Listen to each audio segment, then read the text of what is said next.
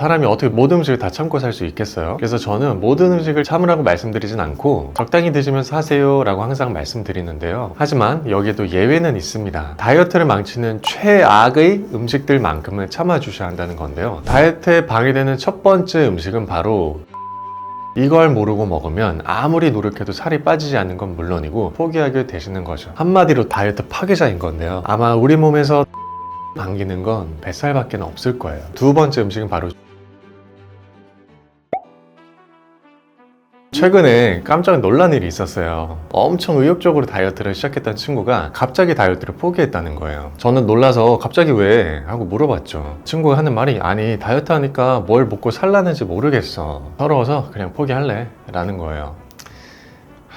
저도 사실 이해는 되더라고요. 사람이 어떻게 모든 음식을 다 참고 살 수 있겠어요? 그래서 너무 안 먹으면 스트레스 쌓이고 오히려 포기하게 되거든요. 그래서 저는 모든 음식을 참으라고 말씀드리진 않고 적당히 드시면서 하세요 라고 항상 말씀드리는데요. 하지만 여기에도 예외는 있습니다. 바로 다이어트를 망치는 최악의 음식들만큼은 참아주셔야 한다는 건데요. 이걸 모르고 먹으면 아무리 노력해도 살이 빠지지 않는 건 물론이고 결국 다이어트는 다음 생에 해야겠다 하면서 제 친구처럼 포기하게 되시는 거죠. 그래서 오늘은 다이어트를 방해하는 최악의 음식 5가지를 알려드리려고 해요. 의외로 많은 분들이 이 정도는 괜찮겠지 하고 아무 생각 없이 드시는 음식들이 포함되어 있으니까 꼭 끝까지 보셔야 돼요. 자, 본격적인 이야기 시작하기 전에 구독과 좋아요 부탁드리겠습니다. 다이어트에 방해되는 첫 번째 음식은 바로 짜장면입니다. 면 요리는 이제 우리 일상에서 빼놓을 수가 없죠. 다이어트 중에도 면 요리는 못 끊겠어요 하시는 분들이 정말 많더라고요. 그런데 면류는 다이어트에 있어서 탄수화물의 블랙홀 같은 존재예요. 그만큼 한 번 빠지면 헤어나오기 힘들고 몸에는 지방이 착착 쌓이게 되죠. 면류는 대부분 정제된 탄수화물로 만들어져 있어 몸에서 빠르게 소화되고 혈당을 순식간에 올리거든요. 먹는 동안에는 행복하지만 잠깐 지나면 다시 배는 꺼지고 배고픔은 더 강력하게 돌아오게 되죠. 특히 면 요리 중에서도 이 짜장면은 최악 중에서 가장 최악이라고 할 수 있어요. 그래서 나쁜 친구들 가운데서도 가장 질이 나쁜 친구인 거죠. 그래서 짜장면의 재료를 보면 제 말을 이해하실 텐데요. 짜장면은 다이어트의 최악인 재료 3대장이 모인 음식이에요. 먼저 밀가루 면.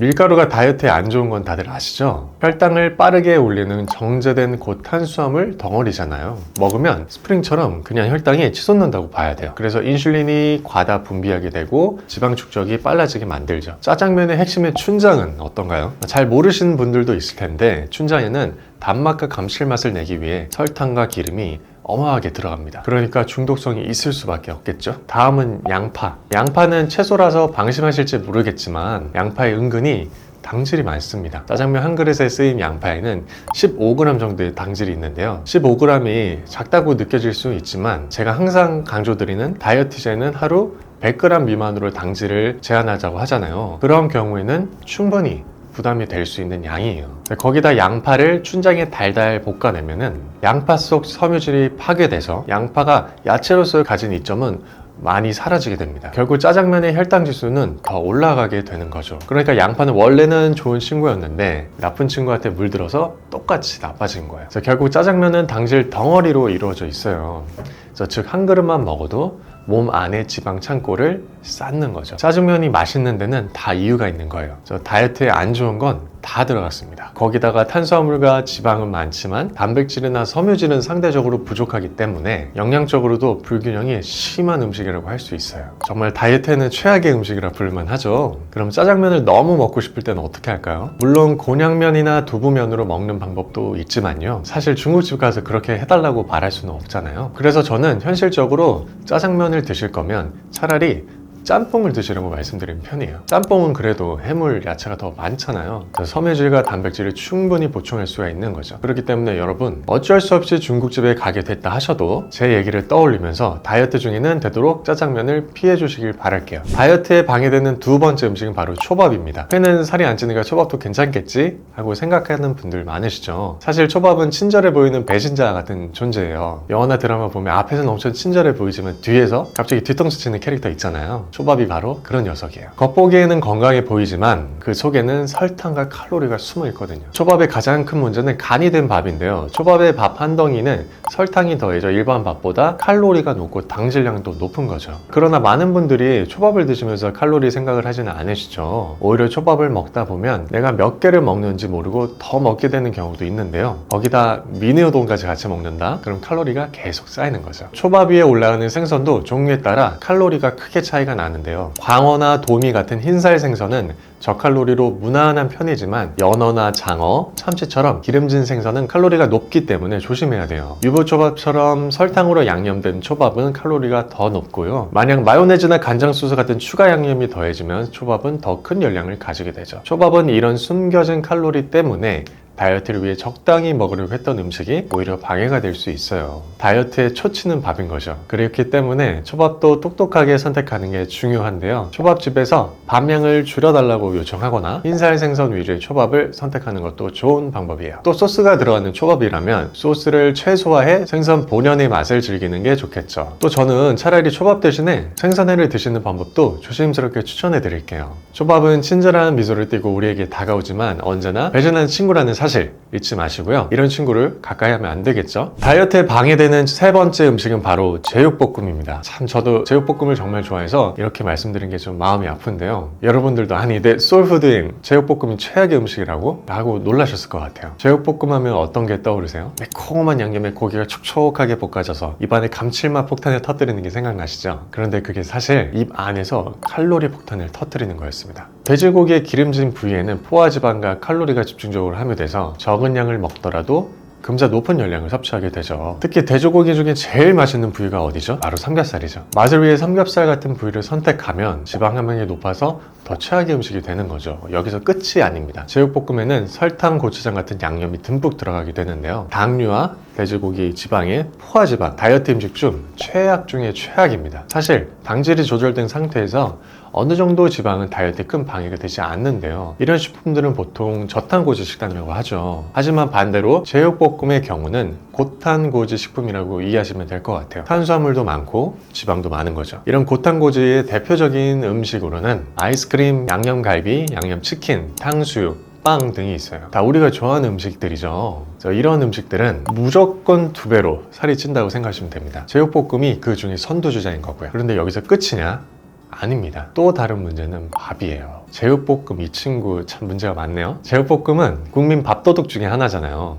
중독성이 강해서 제육볶음과 함께 밥 한 공기, 2공기 같이 먹다 보면은 한 끼만에 하루치 당질과 칼로리를 다 채우는 사고가 날 수도 있는 거죠. 그럼 우리의 소울푸드인 제육볶음을 포기해야 할까요? 그건 아니에요. 조리법과 재료를 조금만 바꾸면 제육볶음을 똑똑하게 먹을 수가 있어요. 먼저 고기는 삼겹살 대신에 지방이 적은 목살을 선택해 주시고요. 양념을 만들 때도 설탕을 줄이고 설탕 대신에 스테비아를 사용해 건강하게 단맛을 더해보세요. 여기에 혈당 상승을 억제하기 위해서 양파, 당근, 대파 같은 채소를 넉넉히 넣는 것도 좋겠죠. 양파엔 당이 은근히 많으니까 너무 많이 넣진 마시고요. 다음번에 제육볶음 드실 땐 꼭 이 대안을 활용해서 드셔보시길 바랄게요. 다이어트에 방해되는 네 번째 음식은 바로 떡볶이입니다. 우리가 사랑하는 국민 간식이죠. 저도 어릴 적에 떡볶이 좋아했는데 집 앞에 그 트럭에서 파는 쌀떡볶이가 있었어요. 그래서 오락실 끝나고 집에 가는 길에 꼭 들려가지고 떡볶이 하나 그리고 오뎅 국물 하나 항상 이렇게 먹었던 기억이 있습니다. 그래서 이런 좋은 추억이 있는 음식이지만 다이어트에는 정말 최악입니다. 가끔 어떤 분들은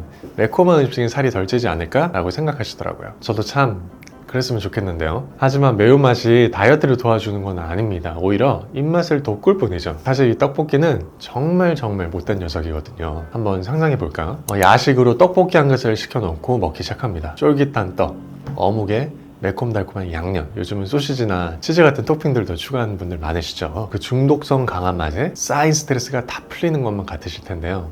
하지만 이 순간 우리 몸은 난리가 납니다. 우리는 스트레스를 푸는 게 아니라 내 몸에 스트레스를 더하고 있었던 거예요. 혈당이 급격히 올라갔다가 다시 떨어지는 혈당 스파이크로 인해서 췌장을 지치게 하고요. 떡볶이를 먹는 좋았던 순간은 잠시 반응성 저혈당으로 인해서 식곤증과 불쾌감을 느끼게 되죠. 그리고 얼마 지나지 않아 또 다른 음식을 찾게 되고요. 그러니까 매운맛, 단맛, 그리고 정제 탄수화물이 폭발적으로 결합된, 한마디로 떡볶이는 다이어트 파괴자인 건데요. 아마 우리 몸에서 떡볶이를 반기는 건 뱃살밖에 없을 거예요. 뱃살은 바로 감사합니다 하고 반응하겠죠. 특히 떡 자체는 정제된 탄수화물로 만들어져 있어서 혈당을 급격히 올리는 주범 중 하나입니다. 그리고 떡볶이에 달콤한 양념, 설탕과 물엿이 듬뿍 들어가 있어서 엄청 달달하잖아요. 그렇게 달달한 만큼 몸에는 안 좋은 거죠. 여기에 떡볶이 드실 때 떡볶이만 먹나요? 정말 떡볶이만 딱 먹고 끝내는 분이라면 그분은 뭘 드셔도 다이어트에 성공할 분이실 거예요. 하지만 현실은 튀김, 순대, 김밥, 라면 사리 등등 나쁜 친구들이 줄줄이 따라옵니다. 이 친구들도 떡볶이 못지않은 당실 덩어리죠. 그러면 떡볶이는 열량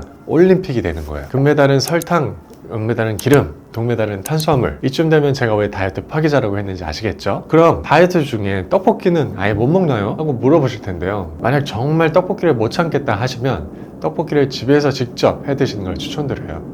칼로리가 적고 혈당을 덜 올리는 곤약떡을 쓰시는 거예요. 양념하실 때도 혈당과 물엿 사용을 줄이고 칼로리가 낮은 대체제를 사용해 보시고요. 채소나 단백질을 곁들여서 칼로리 균형을 맞추는 것도 좋은 방법입니다. 물론 가능하면 안 드시는 게 가장 좋겠죠. 다이어트에 방해되는 5번째 음식은 젤리입니다. 칼로리도 낮고 입 심심할 때 먹기 좋지 않나? 이거 조금 먹는다고 다이어트에 방해되나요? 이렇게 생각하실 수 있는데요. 젤리는 대표적인 초가공식품입니다. 주재료는 탄수화물, 설탕, 합성, 함유 같은 걸로 이루어져 있는데요. 이런 표현이 어떨지 모르겠지만 젤리는 사기꾼 같은 친구예요. 겉보기에는 화려하고 먹는 동안은 행복하지만 먹고 나면 몸에 남는 건 다이어트에 방해되는 칼로리와 당뿐이죠. 특히 우리가 자주 먹는 하리보 젤리 있죠. 밥이랑 비교하면 같은 무게 대비 젤리의 칼로리가 2배라고 생각하시면 되세요. 밥 한 공기 200g은 350칼로리 내외인데 하리보 젤리의 경우 100g 정도에 350칼로리거든요. 하지만 밥처럼 포만감을 주는 것도 아니고 오히려 더 배고프게 만드는데요. 한 개만 먹고 멈춰야지 하고 시작했지만